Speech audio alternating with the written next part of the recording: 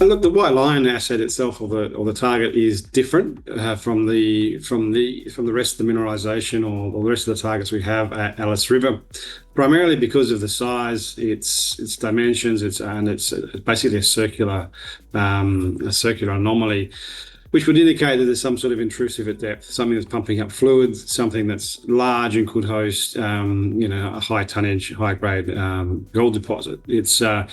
It has three coincident anomalies over the top of it. So we've got a magnetic anomaly with a circular feature, which indicates potential intrusive body. There's mag destruction within that, so potentially indicating alteration. That is also in conjunction with an IP chargeability high, so potentially sulfide or some other metal in the ground. And then we've got a resistivity high over the central area, which would probably indicate that there's some silicious or quartz or flooding of that material at depth. So three main items there: the size, the type of the mineralization, the type of the anomaly that we've discovered, and also its proximity to the main Alice River fault system.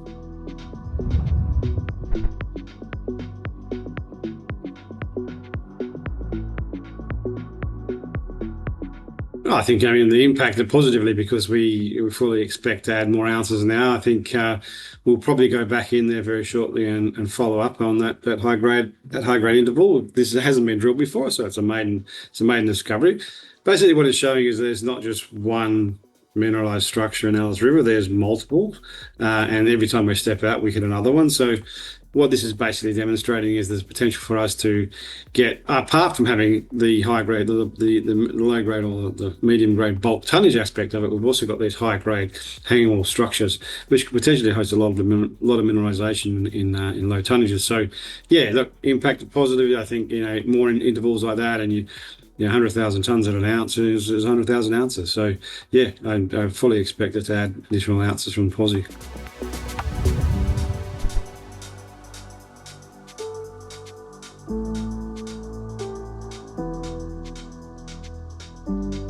We've completed, I think now we're probably close to 12,000. We're just looking at, Posie drilling at the moment. That'll take us to about 13,000 meters of RC drilling this year. So, we've covered, all of our new targets that we wanted to cover which we delineated the aircore program last year. So, we've got about 60% of those results now reported.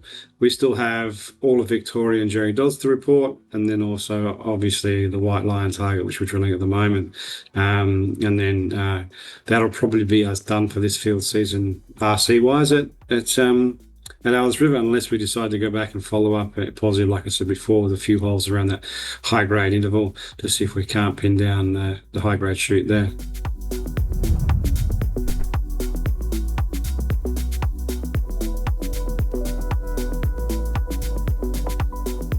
Yeah, I think to build a Tier-1 project, you need a lot of luck and a lot of success. I think White Lion has the potential to be a very, very large asset if it all comes in mineralized. And so they're all building into the picture. Every time we drill a hole at Alice River, we're finding mineralization. We've got just under a million ounces there now. The objective this year was to drill off as much as the extent of that Alice River fault zone as we could, plus test the White Lion asset, which we've done. So, it's going to be results based. If we get good numbers out of White Lion, the size of that anomaly there is significant, and it's large enough to be a standalone mine by itself. So, once the program's finished, we've just started yesterday, 2 days ago. So we expect that to carry on for another top 2 weeks, and we'll update the market once that drilling's finished, and expect assays probably within 4 to 6 weeks from now.